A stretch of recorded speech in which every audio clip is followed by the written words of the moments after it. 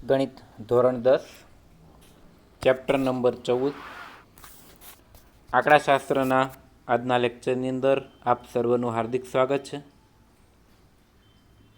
વિદ્યાર્થી મિત્રો, ધોરણ 9ની અંદર પણ ચેપ્ટર નંબર 14 આંકડાશાસ્ત્ર એ તમે એમનો અભ્યાસ કરી ચૂક્યા છો કે જેમની અંદર આપણે મધ્યસ્થ, મધ્યક અને બહુલક એ કઈ રીતે મેળવવા, ત્યારબાદ લંબાલેખ, સ્તંભાલેખ, અવર્ગીકૃત અને વર્ગીકૃત માહિતીનું વિતરણ વગેરેનો અભ્યાસ ધોરણ 9ની અંદર આપણે એનો કર્યો હતો. છેલ્લે સંચય આવૃત્તિ વક્ર જે ટોપિક જે છે જે કોર્સમાં નહોતો, તો એ બધું ધોરણ 9ના આંકડાશાસ્ત્રની અંદર આપણે અભ્યાસ કરી ચૂક્યા હતા. આજનો આ જે લેક્ચર છે જેની અંદર માત્ર મધ્યકની જે 3 રીતો છે એમનું એક ઉદાહરણ અને બેઝિક માહિતી લઈ અને પછી કાલથી આપણે જે છે એ આંકડાશાસ્ત્ર ચેપ્ટરના મધ્યકના એ દાખલા જે છે એમના વિશેનો અભ્યાસ કરીશું. એટલે આજના લેક્ચરની અંદર માત્ર ને માત્ર જે એમની 3 રીતો જે છે મધ્યક મેળવવાની, કારણ કે ધોરણ 9ની અંદર આપણે જોયું હતું કે ખાલી મધ્યક કોને કહેવાતો, તો કે મધ્યક એટલે તો કે અવલોકનનો કુલ સરવાળો છેદમાં અવલોકનની કુલ સંખ્યા. રેડી? આપણે બોર્ડ ઉપર પણ ક્લાસમાં શીખ્યા હતા કે ધોરણ 9ની અંદર, અને વહેલી તકે હવે કદાચ મળવાનું થાય તો ક્લાસની અંદર જે છે આપણે વિશેષ અભ્યાસ કરી શકીએ. તો મધ્યકની અંદર આપણે એવું શીખ્યા હતા કે જેની અંદર આપણને અમુક માહિતી આપેલી હતી, 10 સંખ્યા કે 15 સંખ્યા કે 20 સંખ્યા. એમની અંદર આપણે શું કરતા હતા કે દરેક સંખ્યાનો સરવાળો છેદમાં કુલ સંખ્યા, અને એમાં જે મળતું એ આપણો મધ્યક. પણ ત્યારે માહિતી જે છે ને એ અવર્ગીકૃત પ્રકારની હતી, જ્યારે આ ચેપ્ટરની અંદર માહિતી જે છે એ વર્ગીકૃત પ્રકારની હશે. એટલે કે વર્ગીકૃત પ્રકારની માહિતીનો મધ્યક કઈ રીતે મેળવવો એમના વિશેની વાત કરતું ચેપ્ટર, એટલે આ 14મું ચેપ્ટર.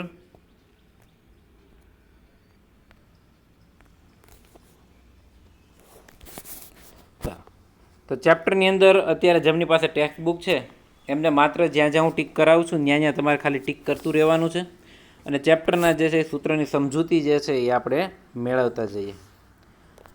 વર્ગીકૃત માહિતીનો મધ્યક.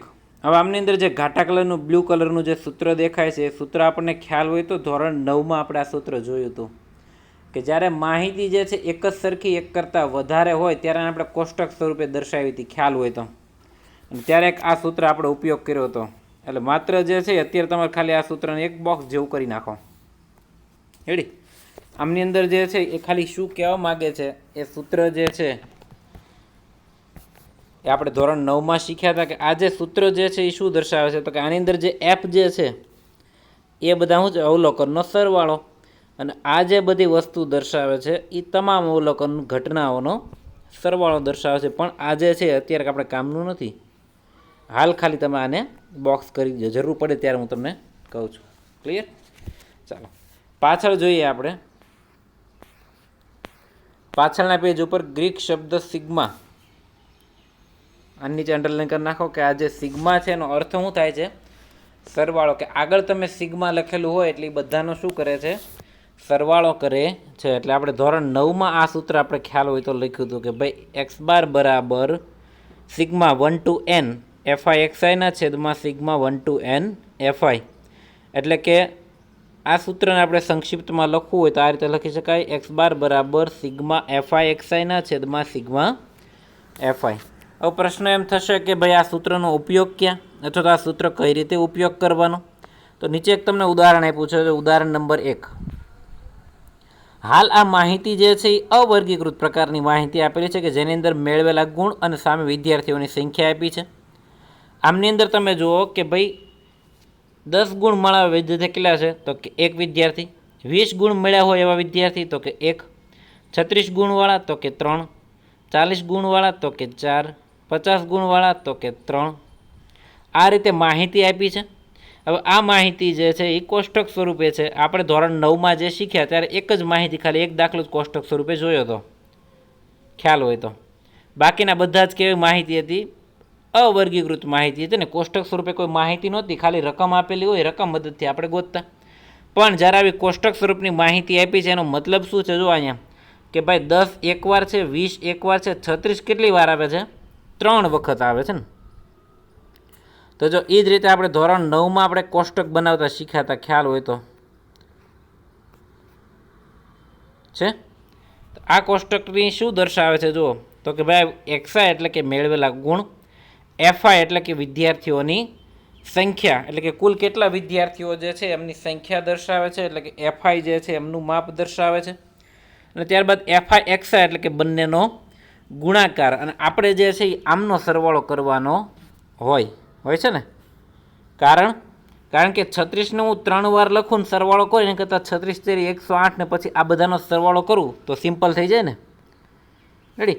એ જ રીતના 40 ને 4 વખત હું લખું 40 + 40 + 40, એની કરતાં ડાયરેક્ટ 40 × 4 160, અને પછી આ 160માં 108 ઉમેરું ને 20 ઉમેરું ને 10 ઉમેરું તો માહિતી સરળ પડે. એટલે કોષ્ટક સ્વરૂપે જે માહિતી આપેલી છે એને આપણે આ રીતે લખી નાખી. ક્લિયર?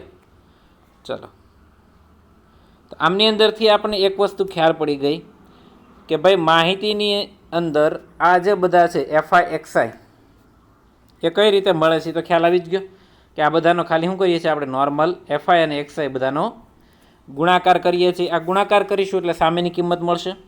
હવે સૂત્ર શું છે આપણું? તો કે x બાર બરાબર સિગ્મા એફઆઈ એક્સઆઈ એટલે કે આ બધાનો સરવાળો છેદમાં સિગ્મા એફઆઈ એટલે કે કુલ આવૃત્તિ.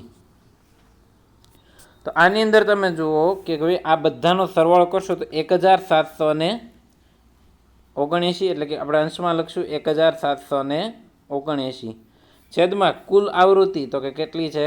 તો કે 30. રેડી?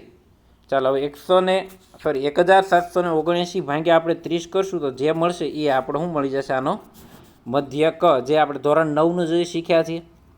બીજી વસ્તુ કે આપણે બુક બનાવવાની કીધી હતી, બુકની અંદર પહેલું પેજ અને પાછળનું પેજ તમારે કોરું રાખવાનું છે, જેની અંદર તમને જે સૂત્ર જે છે એની પીડીએફ બનાવી એ તમને જે છે એ ગ્રુપમાં હું સેન્ડ કરી દઈએ કે જે તમારે બુકના પ્રથમ પેજ ઉપર આંકડાશાસ્ત્રનું હેડિંગ મારી અને બુકના પ્રથમ પેજ ઉપર તમારે એ વસ્તુ મૂકવાની છે.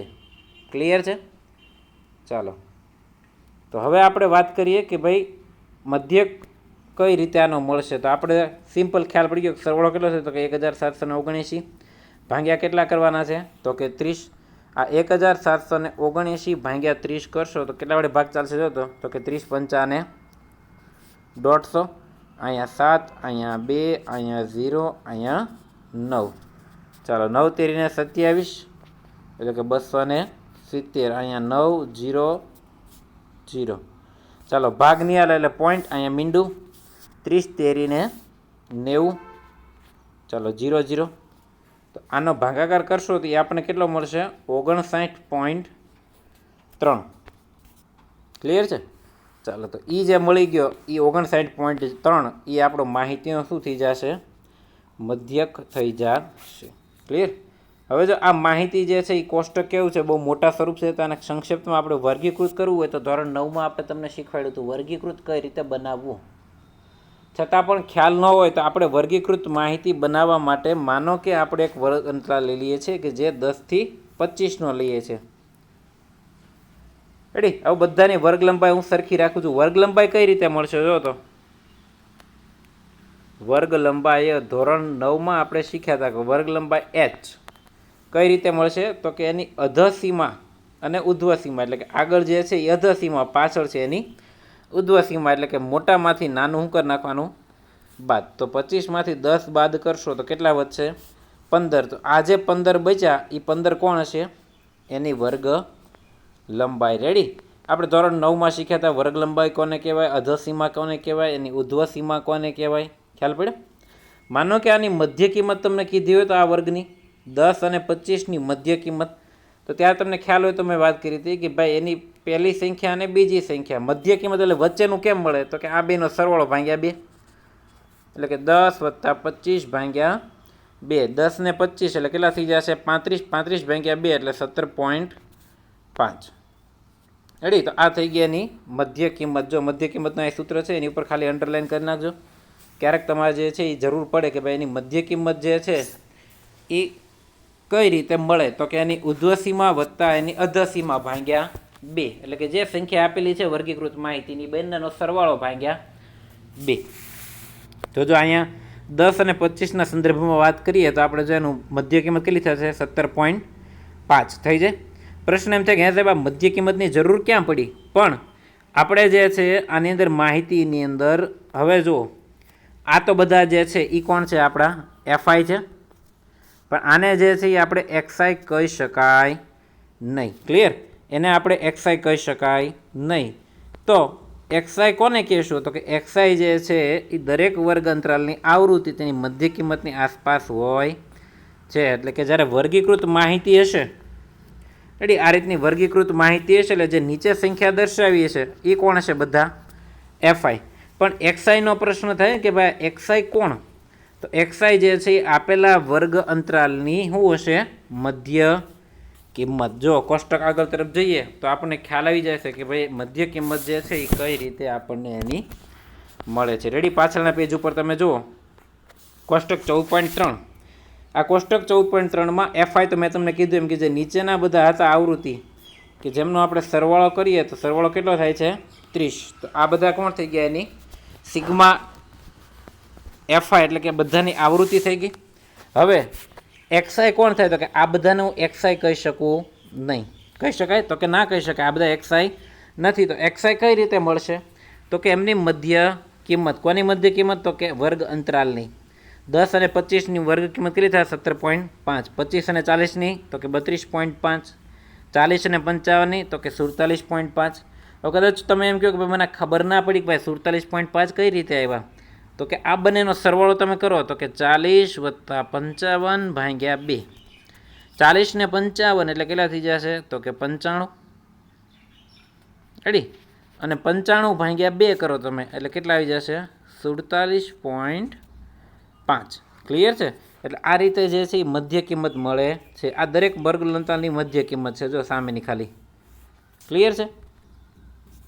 એ જ રીતના જો 85 ને 100 બેનો સરવાળો કરો ભાગ્યા 2 કરો. 85 + 100 ભાગ્યા 2 એટલે કે 185 ભાગ્યા 2. 185 ભાગ્યા 2 એટલે કેટલા મળશે? 92.5. ક્લિયર? 92.5 મળી ગયા.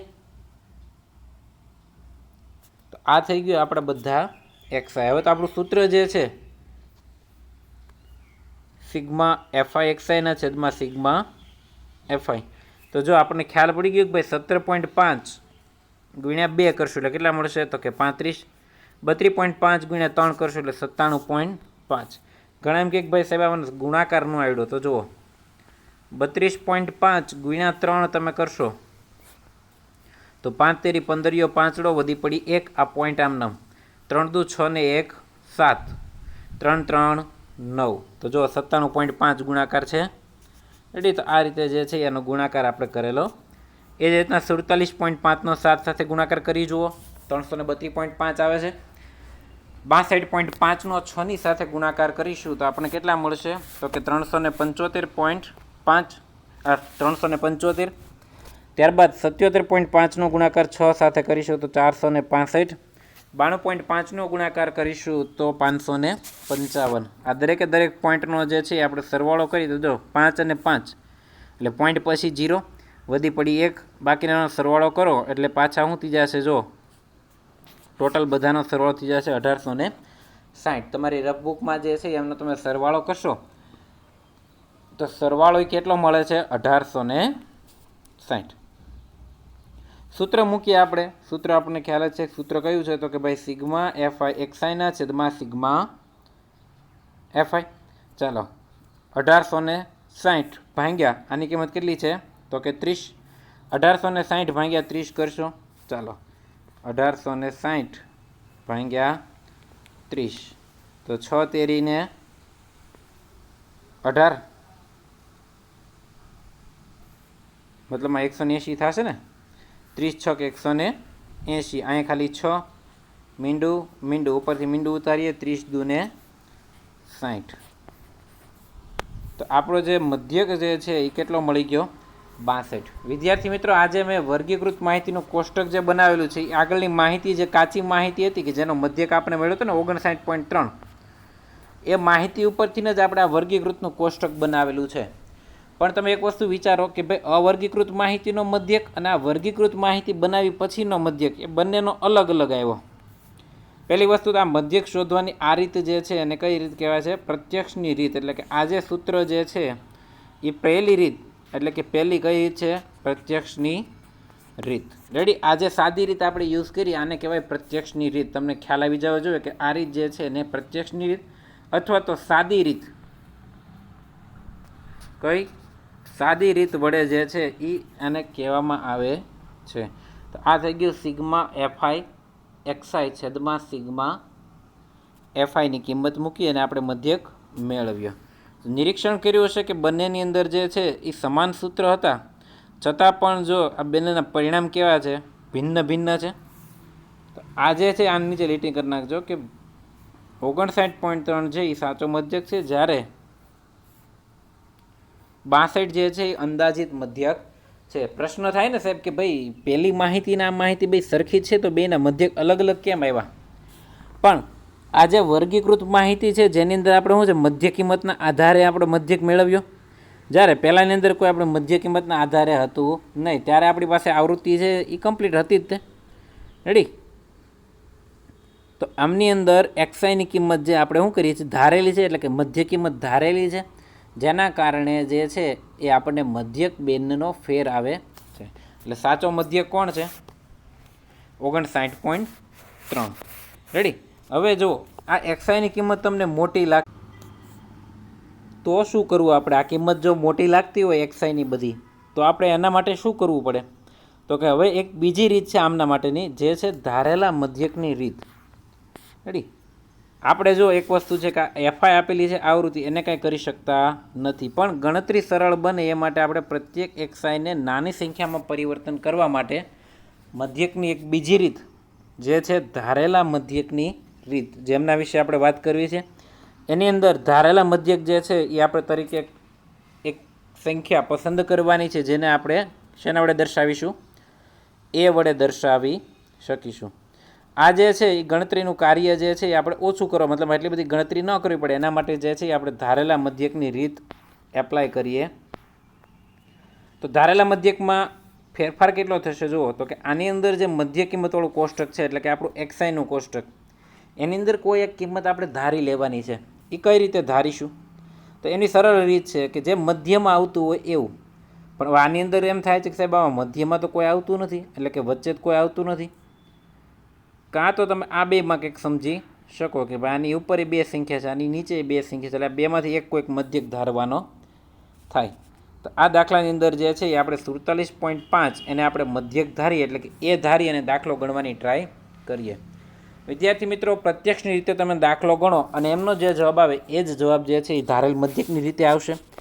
પરંતુ માહિતી જે છે એને ટૂંકી કરવી હોય, એટલે કે દાખલો જ્યારે, આ તો દાખલો હજી નાનો છે, આગળ જેમ જેમ હજી આપણે જોશું એમ દાખલા ઘણા મોટા આવશે કે જેમની અંદર એક્સઆઈ પણ ઘણો મોટો આવતો હશે, તો ત્યારે જે છે એ આપણે ધારેલ મધ્યકની રીત અને એના પછીની એક હજી રીત છે કે જે પદ વિચલનની રીત છે, તો એમના વિશેનો આપણે અભ્યાસ કરીશું. તો હવે જુઓ, ધારી લીધું છે મેં અહીંયા કોને? તો કે 47.5ને મેં એ ધારી લીધો છે. હવે ડીઆઈ જે છે એટલે કે ધારેલા મધ્યક માટે, તો એ ડીઆઈનું સૂત્ર શું છે? તો કે ભાઈ ડીઆઈ બરાબર એક્સઆઈ માઇનસ એ. ક્લિયર? ડીઆઈ કોણ છે? એક્સઆઈ માઇનસ એ. એટલે કે એ અને પ્રત્યેક એક્સઆઈ વચ્ચેનો તફાવત એ ડીઆઈ શોધવાનું સૂત્ર છે, જે તમે જો 230 પેજ ઉપર તમને આપેલું છે. આ ડીઆઈ જે છે એ ડીઆઈ કઈ રીતે મળશે? તો કે પ્રત્યેક એક્સઆઈમાંથી આપણે શું બાદ કરવાનો છે? એ. અને અહીંયા એ બરાબર મેં કેટલો ધાર લીધો છે? 47.5. હવે વિચાર કરો. રેડી? આ તમારે યાદ રાખવાનું છે કે ભાઈ ડીઆઈ એટલે કોણ છે? તો કે ડીઆઈ એટલે એક્સઆઈ માઇનસ એ. રેડી? 10મા ધોરણમાં આવ્યા છે તો સૂત્ર જે છે ગણિત માટે અગત્યનું કોઈ હોય તો એ ગણિતના સૂત્ર છે. તો ડીઆઈ કોણ થશે? એક્સઆઈ માઇનસ એ, જ્યાં એની કિંમત કેટલી છે? 47.5. રેડી? એક્સઆઈમાંથી આપણે દરેક એક્સઆઈ એટલે કે આ બધામાંથી હવે આપણે કોણ બાદ કરવાનું છે? 47.5 બાદ કરવાના. ચાલો, 17.5માંથી 47.5 બાદ કરો તો કેટલા આવશે? -30 વધશે. મોટા નાના નિશાની આવશે ને એમાં. કઈ રીતે જુઓ? XI માંથી 47.5 બાદ કરવાના છે, તો 17.5 માંથી 47.5 બાદ કરશું તો મોટાની નિશાની એટલે કે માઇનસ 17.5 માંથી 47.5 જાય તો કેટલા વધે? માત્ર ને માત્ર 30.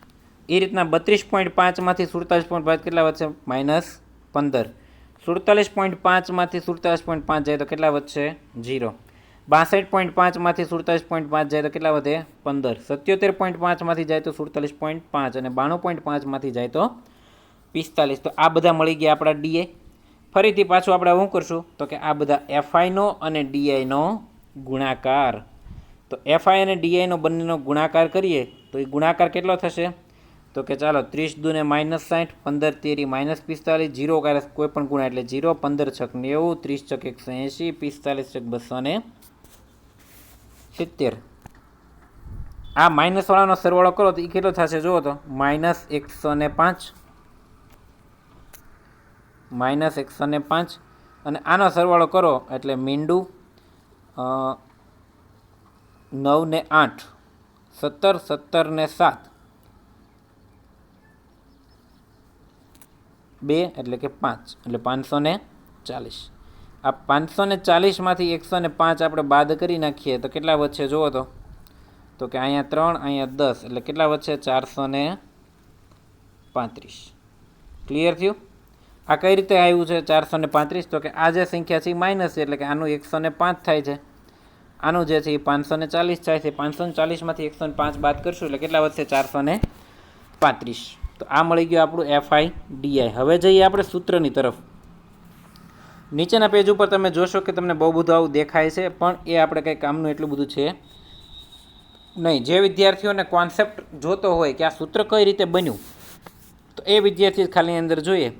બાકી જે છે ડાયરેક્ટ તમારે આનું ખાલી સૂત્ર યાદ રાખી લેવાનું છે. તો ડીઆઈ બરાબર શું થશે? ડી બાર બરાબર તો કે ડી બાર બરાબર સિગ્મા એફઆઈ ડીઆઈના છેદમાં સિગ્મા એફઆઈ. આ કઈ રીતે લખ્યું તો કે જો એક્સ બાર હોય તો એક્સ બારને કેમ લખતા આપણે સૂત્રમાં? સિગ્મા એફઆઈ એક્સઆઈ છેદમાં સિગ્મા એફઆઈ લખતા. જો અહીંયા એક્સ હતો તો અહીંયા કોણ આવતું? એક્સ. એમ જો અહીંયા ડી બાર હોય તો ડી બારને કઈ રીતે લખી શકાય? સિગ્મા એફઆઈ ડીઆઈ છેદમાં સિગ્મા એફઆઈ. રેડી? આ એક માર્કમાં આવા એમસીક્યુ શક્યતાઓ છે પૂછાવાની, કદાચ પૂછાય તો. હવે માત્ર આપણે શું કહીએ છીએ અત્યારે સૂત્રની સમજૂતી તરફ તમને સમજાવું છું કે આ સૂત્ર કઈ રીતે આ બન્યું, કે ભાઈ ધારેલા મધ્યકનું સૂત્ર આવું જ કેમ બન્યું. એટલે આ કોઈ યાદ રાખવાનું નથી, માત્ર ને માત્ર સમજૂતી તમને આપું છું કે આ કઈ રીતે જે છે એ આવે છે. ક્લિયર? તો જુઓ ડીઆઈ જે છે એ ડીઆઈનું સૂત્ર શું થશે? એક્સઆઈ માઇનસ એ. હવે ગુણાકાર કરી દઈએ તો આનો સિગ્મા એફઆઈ એક્સઆઈ છેદમાં સિગ્મા એફઆઈ આની સાથે ગુણાકાર કરીએ એટલે માઇનસ સિગ્મા એફઆઈ ઇન્ટુ એ છેદમાં સિગ્મા એફઆઈ. ચાલો હવે આ તો કોનું સૂત્ર છે તો કે એક્સ બારનું માઇનસ એ, ઉપર નીચે આ કેન્સલ એટલે ખાલી કેટલું વધશે? તો ડી બાર બરાબર શું થઈ જશે? એક્સ બાર માઇનસ એ. એને આ બાજુ આવવા દઉં તો શું થઈ જશે? એ પ્લસ ડી બાર બરાબર એક્સ બાર. તો જો આપણે મધ્યકને શેના વડે દર્શાવતા? એક્સ બાર વડે દર્શાવતા, એટલે આ ગણતરી એટલે આપેલી છે માત્ર સમજૂતી માટે કે ભાઈ સૂત્ર કઈ રીતે આવ્યું. એટલે તમને એમ ન થાય કે ડાયરેક્ટ આપી દીધું. તો માત્ર ને માત્ર ધારેલું મધ્યક હોય. હવે જો તમે એ ધારો છો તો પછી કંઈક એનો રોલ તો આવે ને એની અંદર, સૂત્રની અંદર. તો શું થશે? એક્સ બાર બરાબર એ પ્લસ સિગ્મા એફઆઈ ડીઆઈના છેદમાં સિગ્મા એફઆઈ. રેડી? સાદું જે સૂત્ર હતું સાદી રીતનું એનું સૂત્ર શું હતું તો કે ભાઈ સિગ્મા એફઆઈ એક્સઆઈ ના છેદમાં સિગ્મા એફઆઈ. રેડી? હવે આની અંદર મધ્યકને આપણે એક્સ બાર જોડે છે તો આની અંદર એનો ઉમેરો થાય છે તો એ પ્લસ સિગ્મા એફઆઈ ડીઆઈ છેદમાં સિગ્મા એફઆઈ. ક્લિયર? તો ચાલો એની કિંમત આપણે ખ્યાલ પડી ગયો. એની કિંમત કેટલી છે? 47.5. પહેલાંની કિંમત સરવાળો કેટલો હતો? 435. કોષ્ટકમાં જુઓ છેદમાં કુલ સંખ્યા તો 30 જ આપેલી છે. સરવાળો કરશું એટલે જુઓ 435 ભાગ્યા 30 કરશો એટલે 14.5 મળશે. ભાગાકાર કરી જોજો.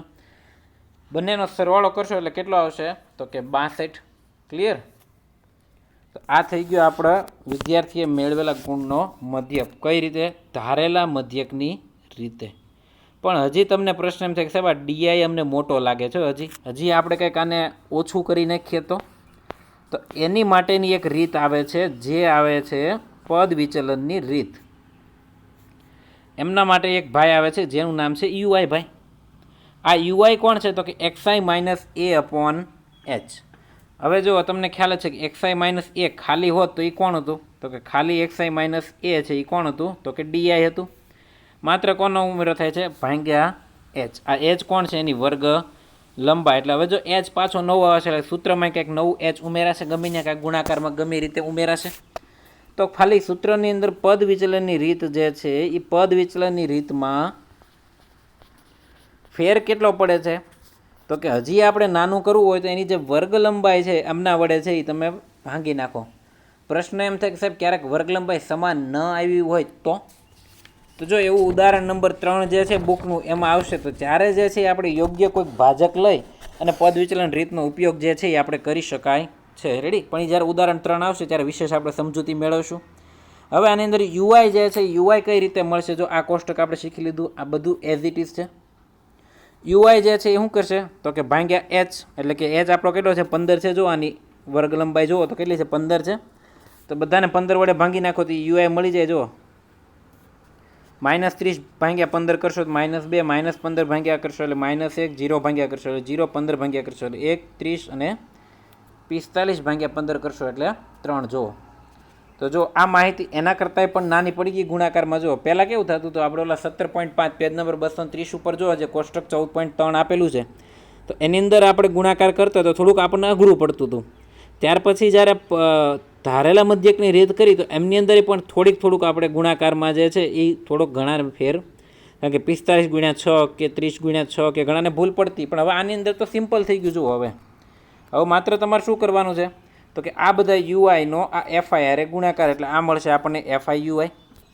-2 × 2 એટલે -4, 3 × -1 એટલે -3, 7 × 0 એટલે 0, 1 × 6 એટલે 6, 6 × 2 એટલે 12 અને 6 × 3 એટલે 18. હવે આ બેનો સરવાળો કેટલો થશે? તો કે આનો થશે -7 અને આનો થશે કેટલો થશે? તો કે 18 ને 2 20 ને 30 ને 36, 36માંથી 7 જાય તો કેટલા વધશે? તો કે 29. તો આ સિગ્મા એફઆઈ યુઆઈ કેટલો મળી ગયો? 29 મળી ગયો. સિગ્મા એફઆઈ 30 મળી ગયો. ચાલો, તો U bar is equal to sigma FI યુઆઈના છેદમાં સિગ્મા એફઆઈ. તો આમની અંદર તમે જુઓ કે સેમ હવે સૂત્રની તારવણી છે પણ આપણી મગજમાં લેવા નથી, માત્ર સૂત્ર યાદ રાખજો. યુ બાર બરાબર સિગ્મા એફઆઈ યુઆઈના છેદમાં સિગ્મા એફઆઈ થાય. હવે યુઆઈ એટલે તો કોણ છે? X i minus a by h. હવે તો સૂત્ર કઈ રીતે તાર્યું એ ખાલી જોવાનું છે. રેડી? જે વિદ્યાર્થીઓને ખાલી રસ છે કે આ સૂત્ર કઈ રીતે આવ્યું એ જ આમાં ધ્યાન દે, બાકી આને યાદ રાખવાનું નથી. તો જો આની અંદર સૂત્રની અંદર યુઆઈ જે છે યુ બાર આપણે તો શું છે?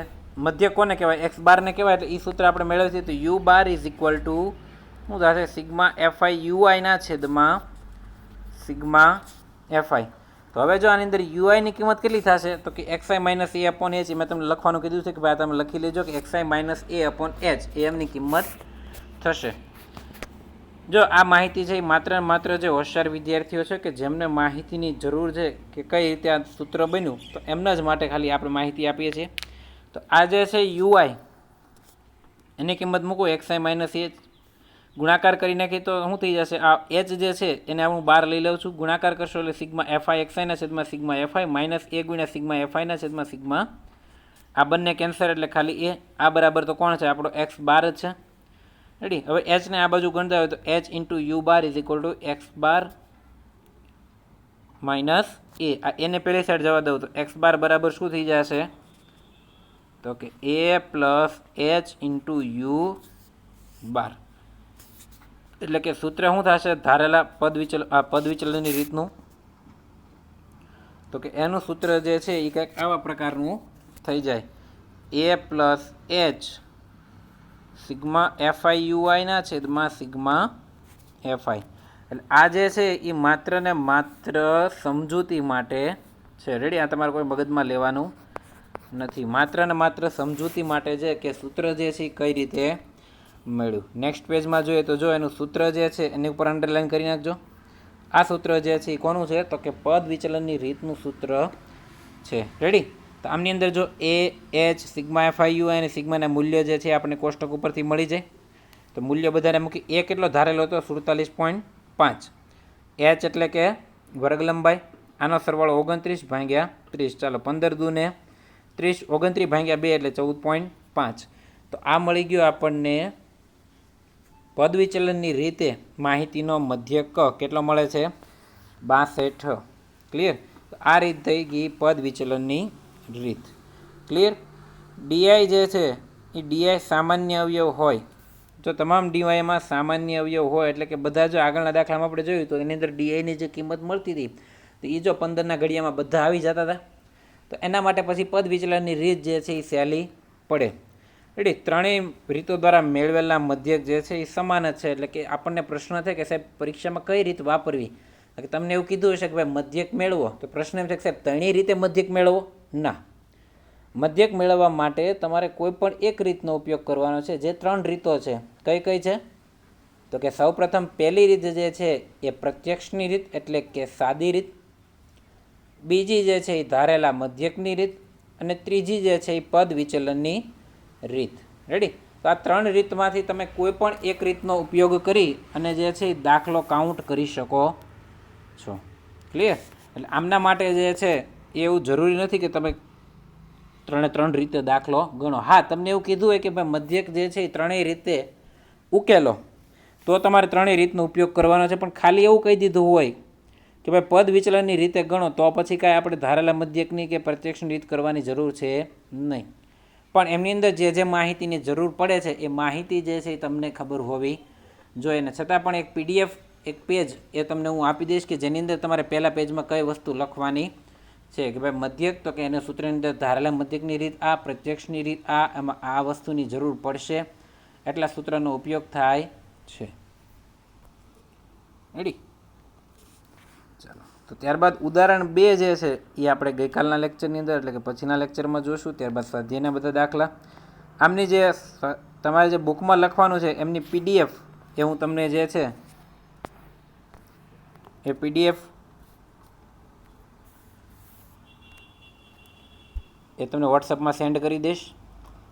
ચેપ્ટરની અંદર માત્ર આજના લેક્ચરની અંદર આપણે રીત જે છે એ સમજ્યા છીએ કે કઈ રીતે જે છે એની 3 જે રીતો જે છે એ 3 રીતો વિશેની આપણે આજે વાત કરી. જેમાં પ્રથમ રીત જે છે એ પ્રત્યક્ષની રીત, બીજી છે એ ધારેલા મધ્યકની રીત, ત્રીજી છે એ પદ વિચલનની રીત. રેડી. ચાલો, થેન્ક યુ સો મચ.